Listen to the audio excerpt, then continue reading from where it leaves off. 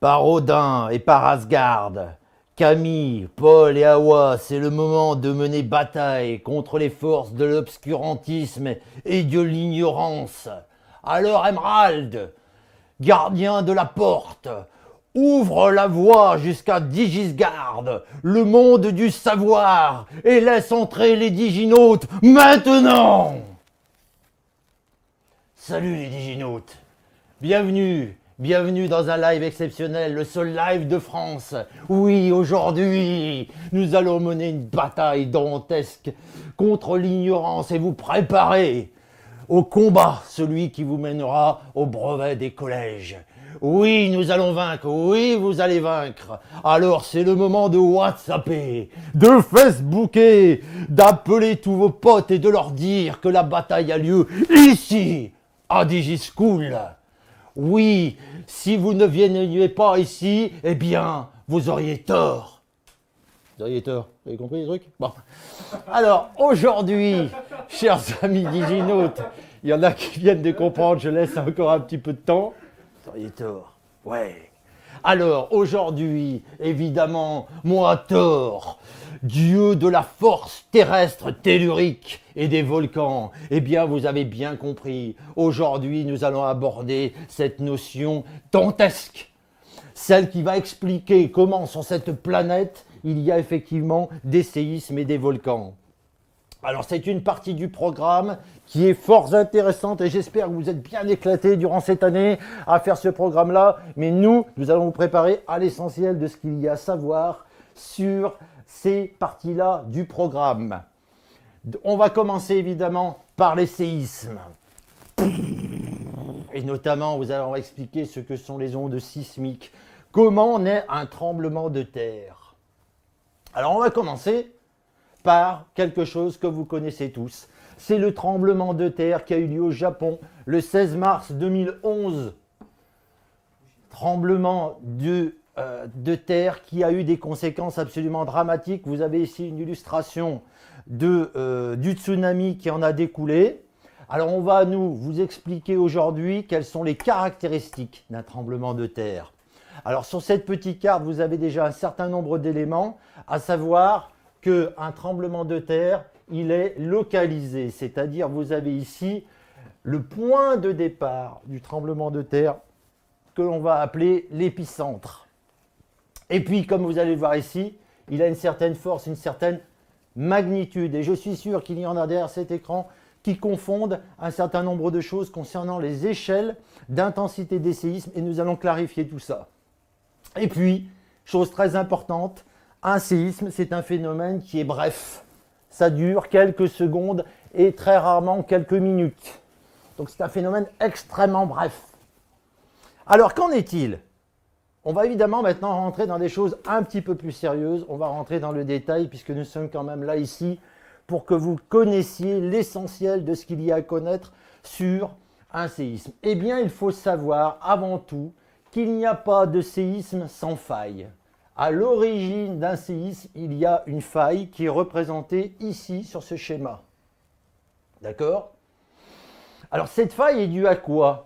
N'oubliez jamais que pour qu'il y ait une faille, il faut qu'il y ait des forces qui s'exercent sur la roche pour finir par la casser, la briser, cette roche, et provoquer une faille. Alors, l'endroit précis où ça va casser, c'est ce point-là qui est situé forcément sur la faille puisque la faille naît de cet endroit-là. Cet endroit précis où ça casse, c'est ce que l'on appelle le foyer ou l'hypocentre. Attention, ne confondez pas avec le point qui se trouve à l'exacte verticale de l'hypocentre qu'on appelle l'épicentre. Donc c'est bien du foyer, c'est bien de l'hypocentre que vont naître les ondes sismiques qui sont représentées ici par des traits circulaires rouges.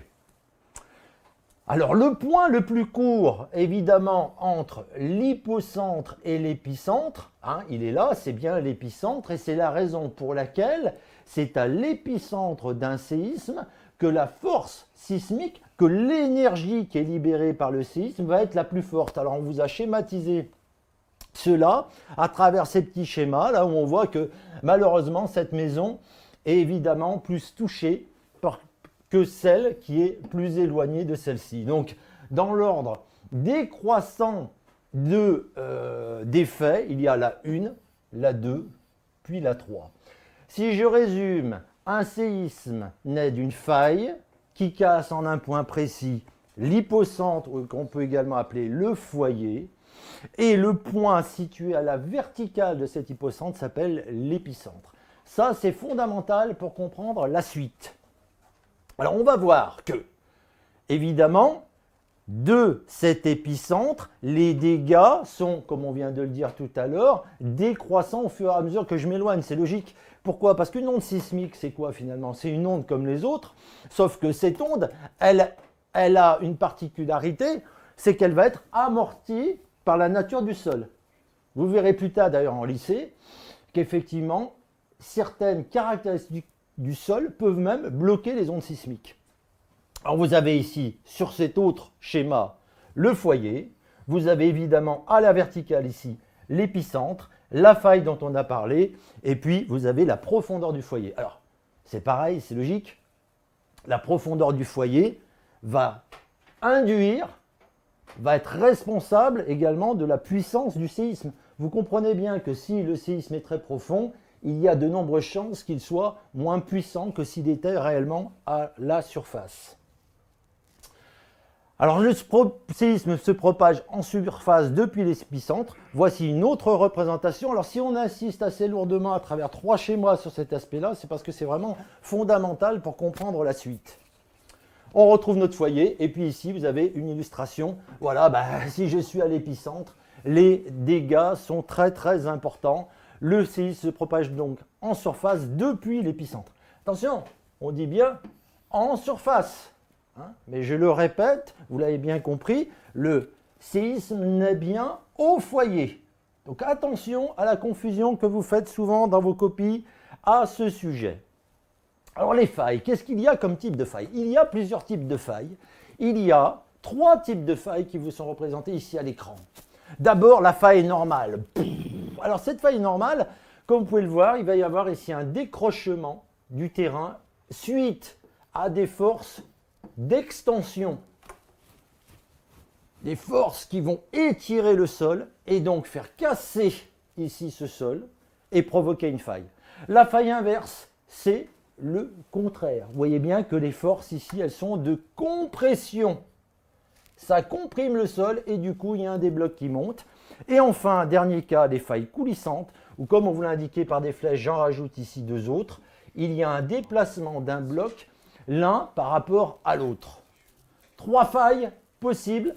Faille normale, faille inverse, faille coulissante. Pas compliqué à retenir.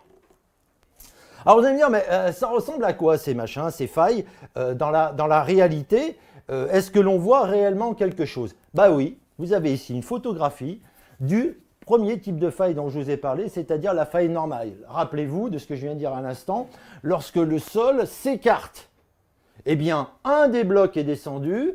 Je vous laisse réfléchir quelques secondes à cette image-là. Quel est le bloc qui a descendu? Évidemment, c'est celui-ci. Vous voyez bien qu'ici, notre couche blanche, pof, pof, on la retrouve là. Donc, ce bloc-là est descendu.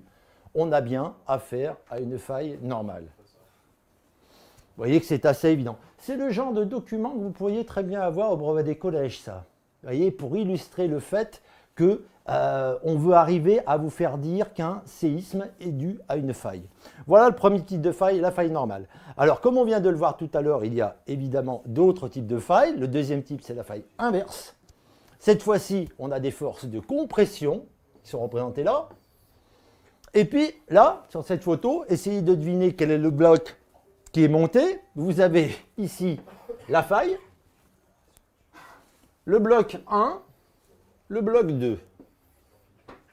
Eh bien, comme vous pouvez le voir à l'écran, du moins je l'espère, vous avez cette couche-là, regardez. On la retrouve là.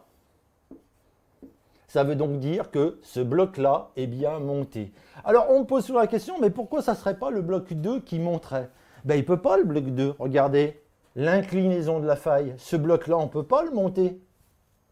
Donc les forces de compression ont fait coulisser ce bloc au-dessus de celui-ci. Vous avez compris le truc? La différence entre la faille normale et la faille inverse, c'est assez simple finalement. Enfin, dernier type de faille, la faille coulissante.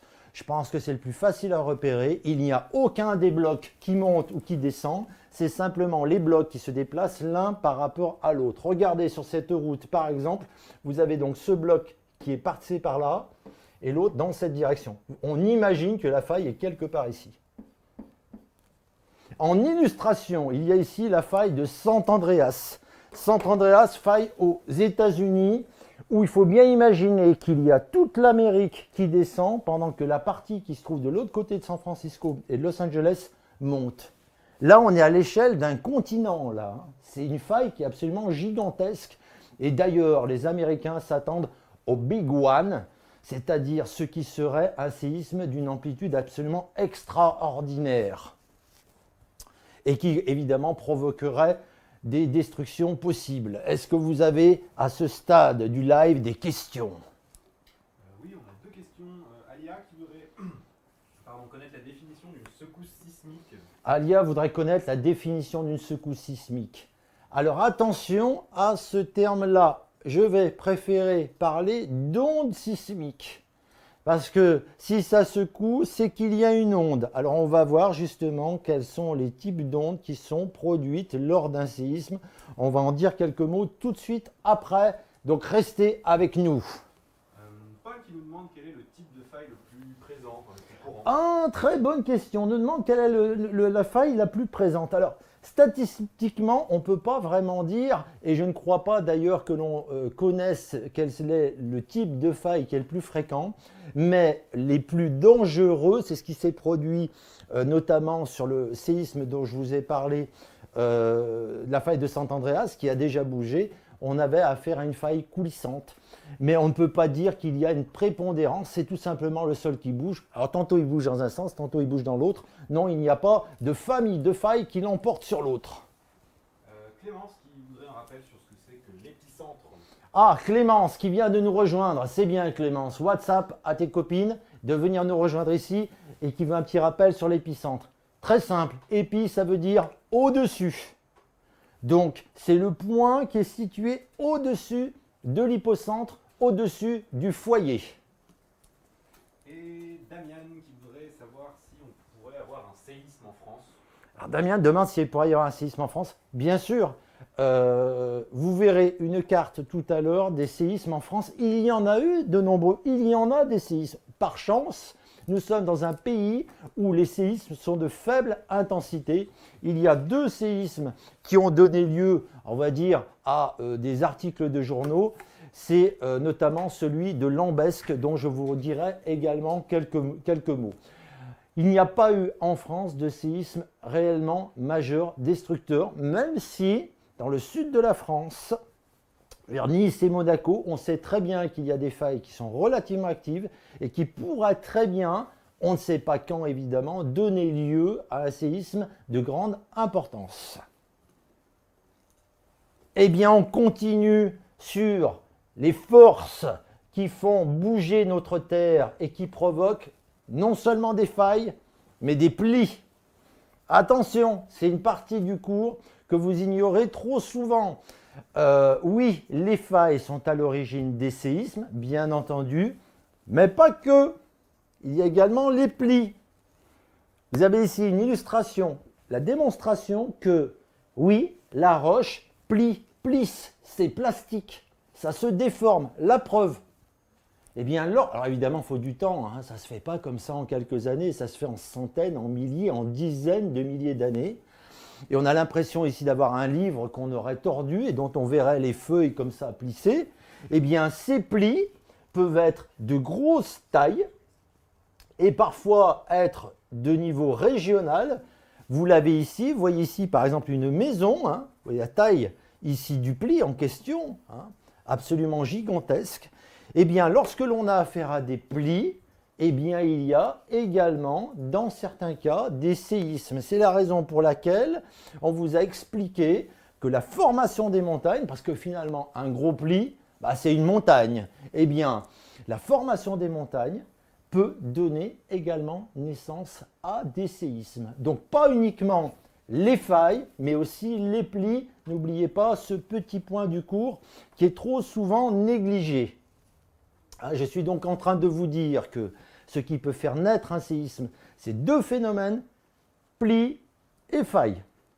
Alors je ne vais pas aller trop loin là-dedans parce que ça doit vous rappeler des choses concernant la tectonique des plaques. Rappelez-vous, lors de la formation des montagnes, on a dû vous expliquer qu'il y avait également des séismes. Hop! Un séisme à une certaine intensité. Alors justement, voyons voir quelles sont ces intensités. Vous avez une illustration ici assez catastrophique et spectaculaire des effets d'un séisme sur des structures d'une ville. Ici, un autopont qui s'est carrément effondré, et puis il a carrément un bâtiment qui s'est coupé en deux. Alors pourquoi est-ce qu'un séisme est capable d'avoir une telle force? Alors pour connaître la force d'un séisme, on a essayé d'enregistrer les ondes sismiques. Alors on parlait de secousses, vous voyez bien qu'ici on parle d'ondes sismiques. Et ça ne date pas d'aujourd'hui. Déjà, les Chinois, 132 ans avant Jésus-Christ, essayaient de comprendre pourquoi ils étaient assez souvent les victimes de séismes. Ils ont inventé une espèce de pot, comme vous le voyez ici à l'écran, avec un mécanisme à l'intérieur qui ne permettait pas de connaître l'intensité d'un séisme, mais qui permettait d'en connaître sa direction. Pourquoi? Parce qu'il y avait un balancier à l'intérieur qui est représenté ici en bleu. Et lorsque l'onde sismique arrivait, par exemple, dans cette direction, eh bien, ça faisait bouger notre balancier dans une certaine direction, comme ici le marteau de Thor, et ce mouvement libérait une petite bille en acier que les petits dragons là, qui entouraient le pot avaient dans leur gueule et tombaient dans la bouche de la grenouille. Alors, c'était pas spectaculaire, mais ça permettait de dire « Ah oui, le séisme vient bien de cette direction ». Et on avait déjà, 132 ans avant Jésus-Christ, une petite idée de la localisation des séismes. Alors évidemment, depuis, les choses ont grandement évolué avec un appareil qu'on appelle le sismographe. Le voici, ici, vous voyez que c'est un rouleau qui tourne sur lui-même avec un petit stylet. Vous avez ici un schéma Made in DigiSchool pour vous expliquer que lorsque le stylet bouge, eh bien, il va écrire sur le rouleau qui tourne des traits, faire des traits. Et évidemment, l'amplitude de ces traits sera plus ou moins grande en fonction du déplacement du sol. Plus le sol se déplacera fortement, évidemment, eh bien, plus vous aurez des traits longs qui indiqueront des ondes sismiques fortes. Donc l'appareil qui permet d'enregistrer les ondes sismiques s'appelle donc le sismographe. À ne pas confondre avec le tracé que vous obtenez avec ce sismographe qu'on appelle le sismogramme. Vous avez ici une illustration d'un sismogramme et vous avez ces fameuses ondes sismiques dont je vous parlais tout à l'heure. Il y a ici représenté 3 types d'ondes. Voilà tout à fait également le genre de document que vous pourriez très bien avoir en examen pour vous amener à réfléchir justement sur ce que est capable de faire un séisme. Les ondes P, les ondes S et les ondes L. Alors que signifient ces lettres-là? Alors, vous voyez que déjà le tracé n'est pas le même pour les ondes P, les ondes S ou les ondes L. Alors évidemment, tout simplement parce que ce sont 3 ondes différentes. 3 ondes P, bon, c'est facile à retenir, ça veut dire que ce sont les ondes primaires, elles arrivent en premier. Et si elles arrivent en premier, si elles partent toutes du même endroit et qu'elles arrivent en premier, ça veut donc dire qu'elles sont les plus rapides, c'est logique. On les voit ici. Les ondes S arrivent en seconde, c'est pour ça qu'on parle d'ondes secondaires, donc onde B, P, onde primaire, onde S, onde secondaire. Et puis vous avez ici ensuite des ondes de surface, dont il existe 2 types. Les ondes L dont je viens de vous parler tout à l'heure, qui veut dire love. Et oui, le gars qui a trouvé ces ondes s'appelait Love, Mr. Love. Et R comme Rayleigh, qui était l'autre nom du scientifique qui a découvert le 4e type d'onde. Chacune de ces ondes ont des effets différents. C'est bien pour ça que les bâtiments finissent par s'écrouler. Pour vous donner une petite idée, les ondes P sont des ondes de compression. Elles vont écraser la matière. C'est comme si chaque côté de cette pièce, les deux murs, se rapprochaient. C'est pas bon ça pour les murs, ils n'aiment pas. Les ondes S vont faire osciller. Donc ça veut dire que le mur qui est à ma droite serait plus haut que celui qui est à ma gauche qui descendrait. Et enfin, les ondes de surface sont des ondes qui font un mix de ces ondes-là. Imaginez que les bâtiments de cette pièce subissent toutes ces distorsions, toutes ces forces. Ça terminera évidemment par terre, le mur s'écroulerait et c'est malheureusement ce qui se passe. Voilà en ce qui concerne les ondes produites par les séismes. Maintenant, quelle est l'échelle qui permet justement de donner une intensité à un séisme? Il existe deux échelles. La plus connue est l'échelle de Richter. Échelle de Richter, la plus connue parce que c'est celle dont on parle très régulièrement dans les journaux télévisés. Lorsqu'on vous dit qu'il y a eu un séisme d'intensité 6, eh bien c'est sur l'échelle de Richter. Généralement c'est précisé, mais pas toujours. Il y a 9 degrés sur l'échelle de Richter. C'est une échelle dite ouverte, c'est-à-dire on peut très bien imaginer qu'il y ait un jour un séisme d'intensité supérieure à 9. Chose importante, ce que les gens ignorent la plupart du temps dans les journaux télévisés, parce qu'ils n'ont pas Digischool à la télé, eh bien, lorsque l'on vous dit que hier, par exemple, il y a eu un séisme d'intensité 7 sur l'échelle de Richter, et qu'aujourd'hui, il y a eu un séisme d'intensité 8, on peut imaginer qu'entre 7 et 8, il y a peu de différence. C'est faux.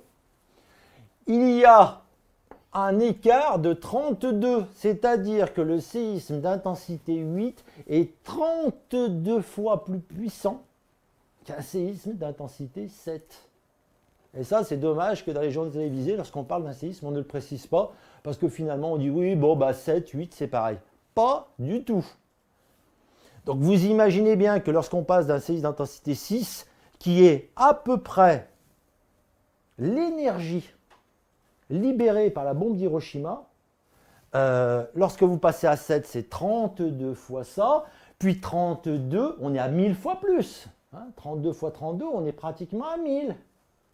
C'est-à-dire qu'entre 6 et 8, le séisme d'intensité 8 est 1000 fois plus puissant que celui d'intensité 6. Voilà en ce qui concerne l'échelle de Richter. On vous a sélectionné ici les plus gros séismes depuis 1900 et comme je vous le disais, vous voyez bien que l'échelle est ouverte. La preuve, c'est qu'au Chili en 1960, ainsi qu'en Alaska en 1964 et en 2004 en Indonésie, on a eu des séismes d'intensité supérieure à 9. Ce sont des séismes absolument exceptionnels, qui sont absolument ravageurs. Malheureusement, on aurait pu commencer par ça, les forces telluriques que j'essaie de maîtriser grâce à mon marteau sont parmi les éléments les plus meurtriers au monde. Un chiffre, dans les années 1980 à 1981, il y a eu un séisme très très puissant en Chine. On pense qu'il y a eu, parce qu'à l'époque les autorités cachaient plutôt les vrais chiffres, environ 1 million de morts. Ce sont des chiffres qui donnent le tournis. Échelle de Richter tout à l'heure, basée sur l'énergie. Donc on mesure une énergie qui est libérée par le séisme. Ça n'est pas la seule échelle. Il y a l'échelle de Mercalli, dite MSK. MSK étant l'abréviation de 3 autres scientifiques qui ont amélioré l'échelle de Mercalli. Oh, alors, ce qu'il faut bien avoir en tête dans cette affaire-là, c'est que l'échelle MSK est une échelle qui ne mesure pas l'énergie, mais qui mesure les dégâts occasionnés sur l'environnement. Alors cette fois-ci, on n'a plus 9 degrés, il y en a 12. Alors je ne sais pas si vous arrivez à lire de votre écran, mais vous avez des indications des dégâts occasionnés sur quoi? Alors, on tient compte d'un certain nombre de choses, on tient compte des gens, de ce qu'ils ont ressenti. Je prends qu'un exemple. Le réveil des dormeurs, vous voyez, c'est intensité 5. C'est-à-dire si les gens qui dormaient se sont réveillés à cause du séisme, eh bien, nous sommes à un séisme d'intensité 5 sur l'échelle de Mercalli ou MSK. On s'intéresse également aux dégâts qui ont été occasionnés sur les maisons. Vous voyez, par exemple, on parle de larges lézards dans les murs. On parle de secousses ressenties hors les habitations, ou les dégâts massifs sur les habitations, etc., etc. Donc, il faut prendre des témoignages des gens, il faut observer les dégâts occasionnés sur les maisons, les ponts, etc. Et puis, voir jusqu'à des changements de paysage. D'énormes crevasses peuvent se former dans le sol. Ces trois éléments permettent de tracer une carte dont je vais parler tout à l'heure, une carte isoséiste. Mais peut-être avez-vous des questions? Oui. On a Aok qui nous demandait s'il pouvait y avoir deux failles en même temps à un endroit. Alors, Aok nous demande s'il peut y avoir deux failles en même temps. Alors, non. Pourquoi? Parce qu'il faut bien comprendre une chose, c'est que lorsque une faille se produit, c'est sous l'effet de tension. C'est comme si vous vouliez plier votre stylo, vous allez le plier jusqu'à ce qu'il casse. Et il va casser à un endroit précis. Vous n'allez pas pouvoir le casser à deux endroits en même temps. Donc non, il y a simplement un point qui casse. Et ce point est, comme on l'a vu, le foyer, également appelé hypocentre. Donc non, il ne peut pas y avoir deux endroits, il y a un seul point. C'est bien pour ça que pour chacun des séismes, on vous indique un seul épicentre qui correspond à un seul hypocentre, à un seul foyer.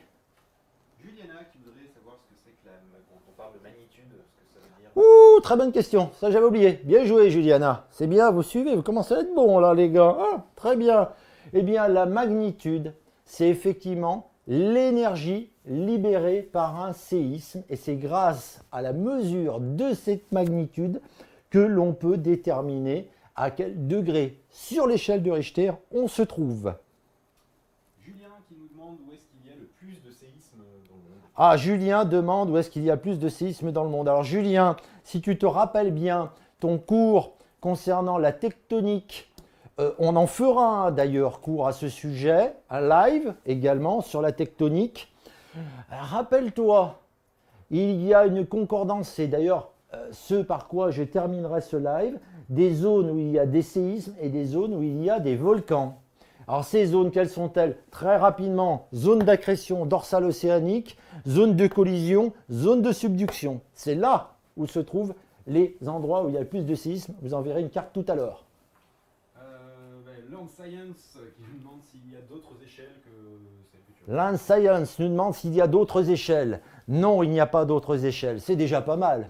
Mais vous savez, en science, c'est assez fréquent. Rappelez-vous, concernant la pression, vous savez qu'il y a la pression qui est exprimée en pascal, en centimètres de mercure ou en bar. Donc c'est assez fréquent. Là, on a deux échelles. Quelqu'un qui nous demande qui gère ces échelles en fait, enfin, qui est-ce qui a créé cette notion d'échelle? Alors on nous demande qui gère ces échelles. Eh bien, en France, comme un peu partout dans le monde, il y a ce qu'on appelle des sismologues. Et ce sont ces sismologues qui, à l'aide des sismographes dont je vous ai parlé tout à l'heure, en traçant des traits, je ne vais pas rentrer dans le détail, vont pouvoir déterminer l'intensité du séisme. Et puis, pour l'échelle de Mercalli, on va en parler tout de suite après, c'est du travail de terrain. Il faut aller sur le terrain, demander aux gens, observer et regarder ce qui s'est passé. Véronique qui nous demande si on peut éviter les séismes. Véronique, je te vois derrière ton écran. Demande si on peut éviter les séismes. N'aie pas peur, Véronique. Thor est là. En réalité, on ne peut pas les éviter. Mais ce que l'on peut faire, et c'est d'ailleurs ce que les Japonais font, on fait des constructions parasismiques. Ces constructions parasismiques résistent extrêmement bien au séisme, ce qui explique qu'il y a très très peu de victimes au Japon qui pourtant subissent des séismes à longueur d'année. Donc pas de crainte. Zaza qui demande s'il faut apprendre le nom des échelles par cœur pour les épreuves. Zaza demande, Zaza, et alors, oh, ah, Zaza demande s'il faut apprendre le nom des échelles par cœur. Alors Zaza, est-ce que tu as vu qu'il n'y avait que deux noms d'échelles à retenir? Échelle MSK et échelle de Mercalli. Oh, Zaza, bien sûr qu'il faut les retenir. Alors quand je dis bien sûr, ne vous inquiétez pas, je pense que si vous tombiez là-dessus, vous auriez carrément le tableau de ces échelles. Sous-entendu que voilà, ça vous dirait quand même quelque chose. Échelle de Richter, échelle de Mercalli. Attention à l'orthographe de ces mots, hein, parce que ça fait toujours mauvais effet sur une copie, Zaza. enfin Melvin qui nous demande quel est le plus puissant séisme jamais ressenti. Ah, Melville pose une très bonne question. C'est bien, Melville. Ben, il y a que des diginotes intelligents cet après-midi, mais c'est dingue. Eh bien, Melville demande quel a été le séisme plus puissant qu'il y ait jamais eu. Ben, on aimerait bien savoir. Parce que vous comprenez bien que cette échelle de Richter, elle date du XXe siècle, grosso modo. Il y a eu un séisme à Lisbonne en 1700, je ne sais plus combien, je ne me rappelle plus l'année, vous retrouverez ça facilement sur Internet, qui a ravagé Lisbonne. Et on imagine qu'on était probablement aux alentours de 10. On ne sait pas très bien.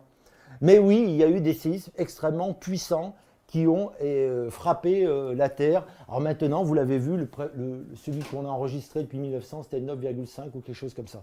Mais là, j'ai envie de dire, on est vraiment tellement hors norme dans ces séismes que 1/10 de plus ou de moins, il n'y a rien qui résiste vraiment à ce type de séisme, sauf les constructions parasismiques dont je disais tout à l'heure quelques mots à votre diginote préféré, là qui est derrière et qui suit bien le live. Allez, on poursuit parce qu'on a encore à combattre contre ces forces-là. Je vous disais qu'on peut donc tracer la courbe isosiste, une carte isosiste. La voici. En clair, qu'est-ce que je fais? J'arrive avec mon marteau. Je demande aux gens, alors, vous avez eu peur? Ça vous a réveillé? Oui, non. Je regarde autour de moi, les murs sont détruits, les ponts ont tombé, etc. Oui, non. Je regarde s'il y a des crevasses et je vais en déduire, par exemple à cet endroit-là, que le séisme est d'intensité 6 sur l'échelle de Mercalli. Et donc j'obtiens ici des courbes qu'on appelle des courbes isozéistes. Iso, ça veut dire pareil, zéiste, où on a donc ressenti pareil, de la même manière, le séisme en question. Et je peux donc tracer une courbe qui ressemble à ça. Ça, c'est de la théorie, et puis ça, c'est de la pratique. Vous avez ici celui de 1958 qui a eu lieu en Alaska, séisme d'intensité 11. Ah, on parlait des séismes d'intensité très forte. 1958, très fort séisme qui aurait d'ailleurs donné lieu à un tsunami. Ici, vous avez celui du Québec de 1988. Là, un séisme moins fort, d'intensité 7. Et vous voyez très bien ces courbes isozéistes-là qui permettent de délimiter les zones qui ont subi le séisme à telle ou telle intensité. Vous posiez la question. Voici la réponse concernant la répartition des séismes dans le monde. Regardez, ce sont toutes les zones roses. Alors vous retrouvez évidemment, et j'en dirai quelques mots à la fin, cette fameuse dorsale océanique qui parcourt le monde sur des milliers de kilomètres. Vous retrouvez ici une zone particulière qui a donné lieu à la cordillère des Andes qu'on appelle une zone de subduction. Vous retrouvez ici par exemple une zone au nord de l'Inde qui a donné lieu à la chaîne de l'Himalaya, qui est une zone de collision.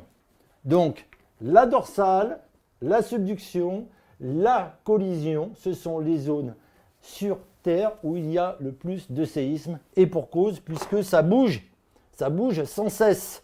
Alors évidemment, quand ça bouge, ça produit des séismes. Vous avez ici, je vous parlais du séisme de Lambesc, qui est dans le sud du pays. Vous avez ici une photographie 1968, je crois. Vous n'étiez pas nés, chers amis diginotes, et moi non plus, loin de là d'ailleurs, où à Arrête, il y a eu un séisme relativement important. Il y a eu quelques maisons détruites. Vous voyez qu'on a recolorisé ici la photo. C'est une photo de l'époque. Ici, notre pays, l'Hexagone, la France, où vous voyez très bien, je vous parlais de zone de collision. Ben oui, ici, c'est les Pyrénées. Ici, c'est les Alpes. Zone de collision de quoi? Vous devez le savoir. C'est l'Espagne, lors de la tectonique des plaques, qui est venue percuter la France pour créer les Pyrénées. Et donc là, il y a eu collision, il y a eu plis. Rappelez-vous les plis dont je vous parlais tout à l'heure. Ça a fait des séismes. Et puis, même chose pour les Alpes, sauf que c'est l'Italie qui a percuté la France. Nous avons donc vu ici un aperçu vaste et j'espère suffisamment précis pour vous rafraîchir la mémoire et vous rappeler que les forces telluriques, les forces de la Terre peuvent provoquer des ondes qui sont extrêmement destructrices. Vous en avez encore une illustration également ici. Et cette partie-là, cette image-là, clôt la première partie de notre live sur les séismes. Avez-vous des questions? Pas beaucoup. On a Juliana qui nous demande si les habitants ont les moyens de se rendre compte des séismes. Alors Juliana nous demande si les habitants ont les moyens de se rendre compte des séismes. Alors j'imagine, Juliana, que tu te demandes s'ils pourraient être éventuellement avertis, etc.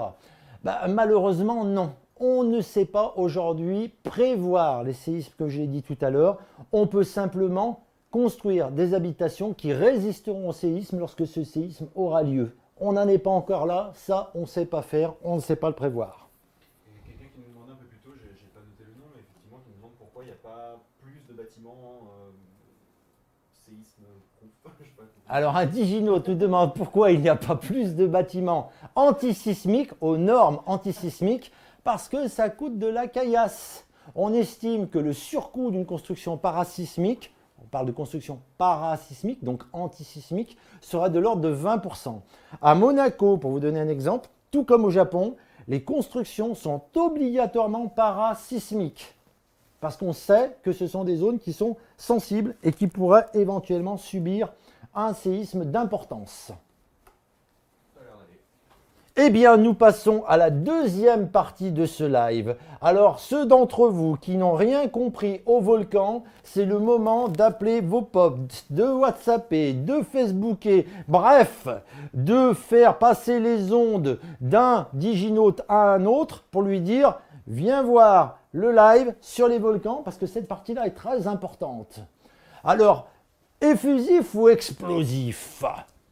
Bien oui, toute la question est là, parce que c'est évidemment cette distinction qui va nous permettre d'aborder l'explication de phénomènes qui ont depuis tout temps fasciné les hommes. Vous avez ici une illustration de l'éruption du Vésuve, qui évidemment, vous le savez tous, ravagé Pompéi.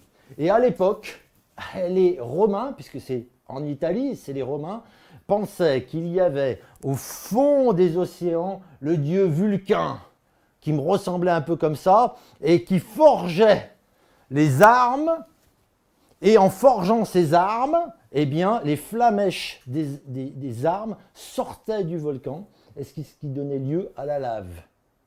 Et oui, le dieu Vulcain qui a donné évidemment le nom de volcan.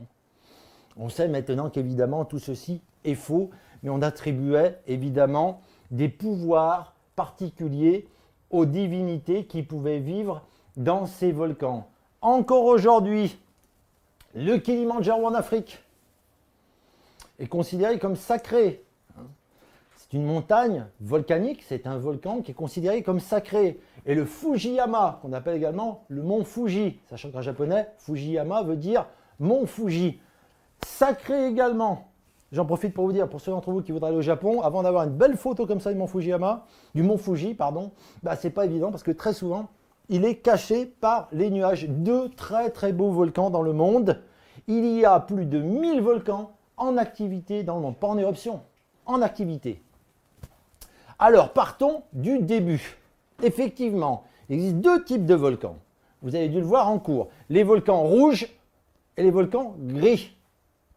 Et on va évidemment associer rouge et gris à explosif ou effusif. C'est ce que l'on va essayer de comprendre dans cette partie-là de notre live, dans cette deuxième partie qui suit ce que nous avons vu sur les séismes. On va prendre, pour exemple, de volcans rouges. Regardez l'image, elle parle d'elle-même. Le Piton de la Fournaise. Le Piton de la Fournaise, vous le savez peut-être, est un volcan qui se situe sur l'île de la Réunion. Très très beau volcan. Ce très beau volcan rentre en éruption très régulièrement et en fait d'ailleurs une attraction touristique très importante pour cette île. Volcan rouge avec, vous l'avez sûrement vu, des laves extrêmement fluides. Alors on dit que la lave est effusive, que le volcan est effusif. Lorsqu'on parle d'une effusion de sang, par exemple, ça veut dire que le sang s'écoule. Alors là, ça n'est pas du sang, c'est tout simplement de la lave. Volcan rouge égale donc volcan effusif. Autre volcan, beaucoup plus dangereux, le volcan explosif. Volcan qu'on qualifiera de gris.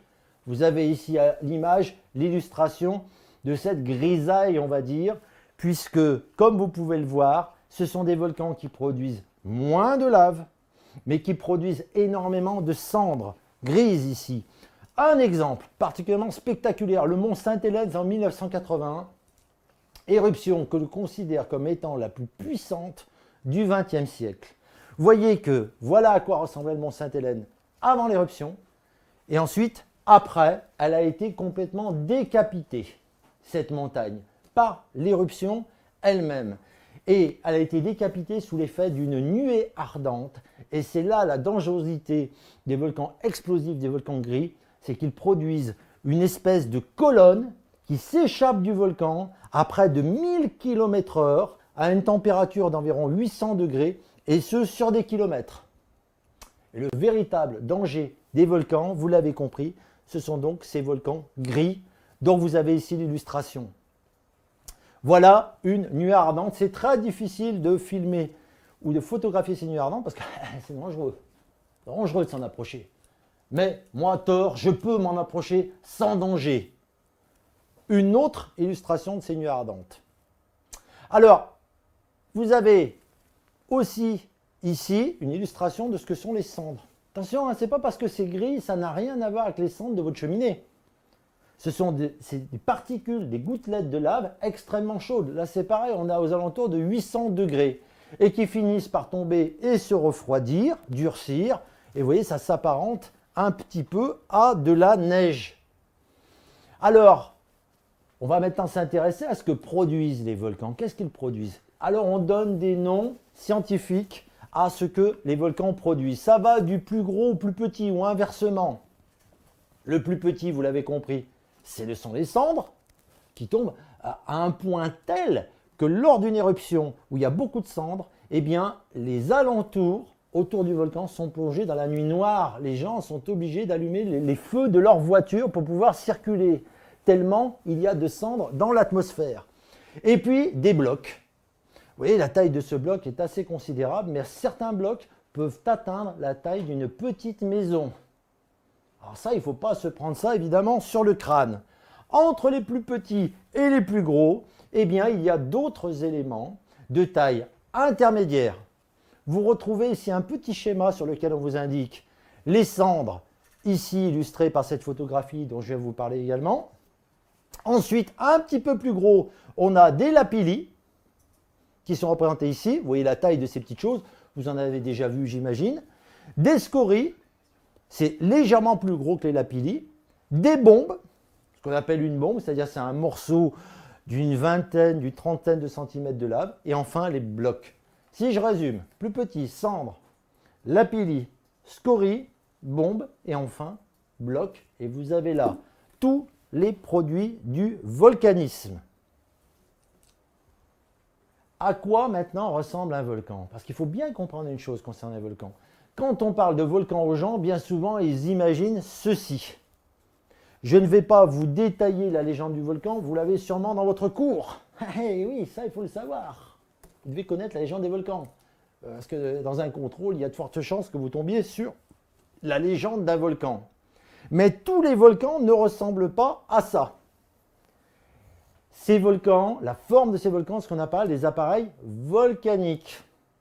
Alors, chose très importante, l'appareil volcanique peut être plus ou moins plat, plus ou moins haut. On part du plus plat, vous êtes ici dans l'Erta en Afrique. Le volcan est tellement plat que c'est une espèce de trou au fond duquel il y a de la lave. C'est tout. C'est le volcan bouclier. Ah, vous l'avez compris. La lave est tellement fluide qu'elle s'écoule comme si vous renversiez de l'eau sur votre table et ça ne va pas faire évidemment un monticule. Il y a ensuite, par exemple, ce type de volcan, on va dire le volcan classique que l'on connaît avec son cône. Là, vous avez une très belle photographie de ce type de volcan. Et dans les cas de lave beaucoup plus visqueuse, on est bien d'accord, j'en dirai quelques mots tout à l'heure, que visqueuse, c'est le contraire d'effusif. On a ici carrément quelque chose qui est droit, une aiguille. Ici, vous avez la montagne Pelée qui est rentrée en éruption, je crois, en 1903. Il y a eu plusieurs dizaines de milliers de morts parce qu'on va le voir, il y a une suite logique entre la viscosité de la lave et sa capacité à retenir les gaz pour ensuite exploser. Et vous l'avez compris, quand ça explose, ça fait ces fameuses nuits ardentes qui sont absolument meurtrières et contre lesquelles on essaie de comprendre ce qui pourrait les empêcher de tuer des gens. Parce que souvent, Quelqu'un qui nous demande si la fumée est toxique, vraiment très toxique. alors, Indigino te demande si la fumée est toxique. Bah, les cendres, c'est un peu comme des particules extrêmement fines qu'il y a dans l'air. Alors, ce n'est pas toxique, mais ça peut avoir des conséquences sur l'asthme, sur les difficultés respiratoires des habitants alentours, qui d'ailleurs ne se privent pas de porter des petits masques devant leur bouche pour éviter d'avoir des problèmes respiratoires. Quelqu'un qui nous demande si un volcan éteint peut-il devenir actif. On nous demande si un volcan éteint peut devenir actif. Bien sûr, rappelez-vous votre cours. Si un volcan rentre en éruption, c'est parce que son réservoir magmatique se remplit de lave. Il va rentrer en éruption, son réservoir va se vider et il peut rester ainsi au repos pendant des milliers, des dizaines de milliers d'années jusqu'à ce qu'un jour, ce réservoir magmatique, cette chambre magmatique se remplisse à nouveau et le volcan rentrera de nouveau en éruption. C'est d'ailleurs ce qui se produira peut-être un jour dans la chaîne des Puys, tout près de Clermont-Ferrand. Amis diginautes qui êtes vers Clermont-Ferrand, peut-être un jour verrez-vous une éruption volcanique, ce qui donnerait un essor formidable touristique, parce que comme partout dans le monde où il y a des volcans, ça attire les touristes parce que ce sont des phénomènes extrêmement beaux. Et lorsque c'est du volcanisme effusif, c'est pas dangereux du tout. Juliana qui nous demande comment est-ce qu'on peut différencier les différents types de volcans. Alors Juliana nous demande comment différencier les types de volcans. Juliana, très bien. Hein, vous devriez venir dans ma classe. Une bonne élève comme vous, ça se fera du bien, même si j'ai derrière cet écran tout un tas de mes élèves qui me suivent. Je leur ferai une petite dédicace un petit peu plus tard, lorsque nous en reparlerons en cours. Mais Juliana, vous avez raison de poser la question, parce que vos parents, par exemple, ont eu ce genre de cours. Et à l'époque, on leur faisait une classification différente des volcans. On ne parlait pas de volcan rouge, pas de volcan gris. On leur donnait des noms extrêmement compliqués, volcans de type strombolien, vulcanien, péléen. Ils avaient à apprendre par cœur toutes les caractéristiques, les pauvres, de ces volcans. Tout ça, c'est fini parce que la classification en elle-même ne présente pas d'intérêt. C'est surtout la compréhension du fonctionnement de ces volcans qui est importante, comme on va le voir dans la partie finale de ce live, qui malheureusement va bientôt déjà toucher à sa fin. C'est pour ça que vous avez la chance de vivre ici les derniers instants de ce live, mais on n'a pas encore tout à fait fini. Stay with us. Véronique qui nous demande si on peut savoir quand un volcan va entrer en éruption, s'il y a des signes avant-coureurs. Véronique s'inquiète, elle se dit, est-ce qu'un volcan va rentrer en éruption, est-ce qu'on peut le voir avant? Attention, hein, là on ne parle pas des éruptions qu'il y a dans les familles où les gens se mettent à hurler brutalement, non. Oui, Véronique, on peut prévoir si un volcan va rentrer en éruption. Comment? C'est relativement simple, parce que comme je vous l'ai dit, pour qu'un volcan rentre en éruption, il faut que sa chambre magmatique se remplisse à nouveau. Et lorsqu'elle se remplit à nouveau, il va y avoir des tremblements, comme lorsque vous refaites circuler l'eau dans vos robinets après avoir fermé vos robinets d'eau pour être parti en vacances. Ça va créer un tremblement, et ce sont ces tremblements qui vont faire dire « Ouh là là, attention, il y a de nouveau de la lave qui circule dans ce volcan », qu'on suivra ensuite très précisément, et on pourra à coup sûr dire s'il rentrera ou non en éruption. Par contre, on ne peut pas dire à coup sûr quand exactement il rentrera en éruption. Mais oui, ça se prévoit, et fort heureusement, on a beaucoup progressé là-dessus. Allez, la dernière ligne droite de ce live. On va parler, là encore, de ce qui se passe dans notre pays, parce que si vous aviez un sujet, ce ne serait pas étonnant qu'on vous parle de la chaîne des Puys. Devant vous, là au premier plan, le Puy de Pariou, très très beau volcan.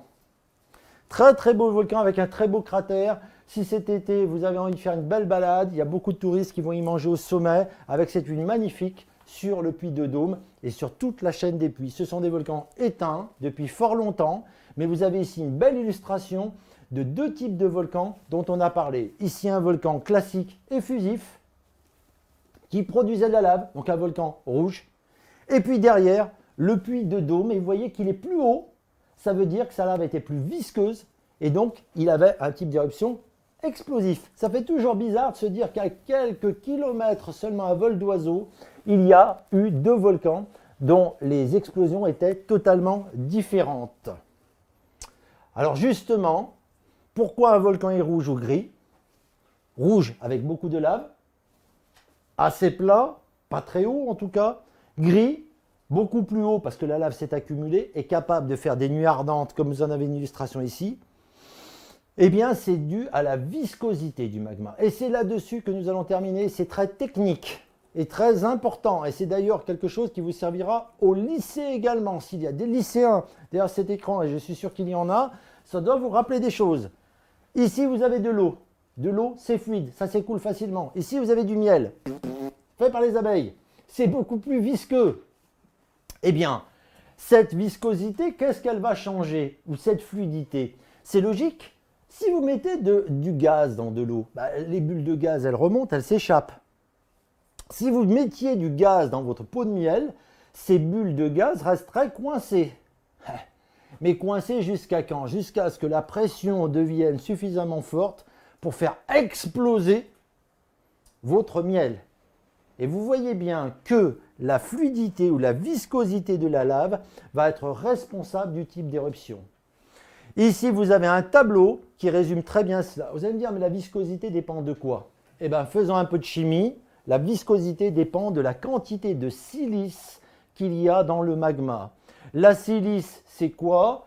C'est la formule est SiO2. Pour faire simple, c'est du silicium. Pour faire court et pour faire simple, c'est comme lorsque vous faites de la pâte à pain. La farine, on peut l'assimiler à la silice. Plus vous mettez de farine, plus votre pâte est visqueuse. Et donc plus elle va retenir les gaz. Et donc plus ça donnerait un volcan gris explosif. Inversement, si vous ne mettez pas suffisamment de farine, ça va être très fluide. Et c'est une pâte qui ne pourrait pas retenir les gaz. Et donc vous auriez affaire à un volcan effusif. C'est pour ça que plus vous avez de silice, plus de 60%, plus c'est explosif. Hop. Et moins vous en avez, eh bien plus c'est effusif. On vous a ici illustré ça par deux roches que vous connaissez peut-être, au moins celle-ci. Ça, c'est le basalte. On en a déjà beaucoup parlé dans nos lives lorsqu'on a parlé de la dorsale océanique. Et là, vous avez une roche plus blanche qui est beaucoup plus riche en silice et qui provient de volcans extrêmement explosifs. Cette roche s'appelle l'andésite et c'est une roche que l'on trouve essentiellement dans la cordillère des Andes qui contient énormément, vous l'avez compris, puisqu'il y a beaucoup de silice, beaucoup plus de volcans explosifs. Alors, pour terminer concernant cette partie-là, eh bien, on a abordé séisme et volcans. Regardez la carte. Regardez les petits triangles, ce sont les volcans. Tous les petits points rouges, ce sont les séismes. Eh bien, Wegener, ce scientifique-là, célèbre et particulièrement brillant, s'est dit, c'est bizarre. Ça veut donc dire qu'il y a un point commun entre les deux, il y a une raison qui explique pourquoi il y a une concordance de l'un et de l'autre. Et c'est de là qu'est née la tectonique des plaques dont on vous parlera dans un prochain live d'ici quelques semaines. Parce que, et oui, ça arrive à grands pas. Hein, c'est pour ça que nous vous invitons évidemment à suivre les lives au mieux parce que nous sommes certains que c'est grâce à ces lives que vous allez réussir à vaincre. Des questions? Surtout des questions qui reviennent assez souvent sur les sujets probables. Est-ce que tout ça, ça va tomber au brevet? Alors vous inquiétez sur les sujets probables. Si vous avez suivi nos lives, eh bien nous avons déjà exposé quelle était notre logique. Concernant celui-ci, on peut très bien imaginer un sujet mixant un peu volcanisme, séisme, tectonique des plaques. Même si on pense vraiment que cette année, pour nous, attention, hein, ne faites pas d'impasse, nous avons plutôt le sentiment qu'il y aura quelque chose concernant l'évolution ou éventuellement la reproduction et il y aura également des lives à ce sujet. Le prochain live d'ailleurs que je ferai sera sur l'apparition et la disparition d'espèces. Et ensuite, nous aurons un live justement sur la reproduction. Pourquoi? Parce que souvent, le sujet du brevet des collèges est lié à l'actualité. Or, on parle beaucoup de problèmes de harcèlement dans le monde et il ne serait pas étonnant qu'il y ait quelque chose pour vous sensibiliser sur les relations que les hommes et les femmes doivent avoir normalement dans notre société. On n'en sait rien. On pense que c'est possible, que c'est probable. La géologie, ça peut tomber quand même parce que vous l'avez vu, c'est pas très compliqué. Voilà ce que l'on peut dire sur notre boule de cristal. Juliana qui nous demande si une réaction s'accompagne toujours par un tremblement de terre. Juliana, taquet aujourd'hui, c'est bien Juliana, la force est avec toi. Eh bien, oui, des séismes, des tremblements accompagnent toujours une éruption volcanique. Et c'est grâce à cela, on l'a déjà dit, que l'on pouvait déceler les signes avant-coureurs d'une éruption volcanique. Eh bien, ce live se termine. Vous l'avez suivi de bout en bout. Et, attention, vous êtes prêts sur ce coup-là, vous n'avez pas eu tort. Mais ça n'est pas fini. D'autres lives viendront. Nous sommes là pour vous aider. Nous vous remercions de l'avoir suivi. Nous vous remercions de mettre ces petits commentaires. Vous avez derrière cet écran toute une équipe qui bosse d'arrache-pied pour vous aider. Nous espérons que tout cela vous plaît. Il vous en remercie également, ainsi que tous ceux qui bossent et que vous ne voyez jamais. Croyez-moi, ça taffe dur pour que ce live se fasse. Je vous le rappelle, le seul live en France qui est là pour vous aider à passer le brevet des collèges. C'est la raison pour laquelle nous en sommes sûrs. Nous pouvons vous dire à très bientôt sur DigiSchool.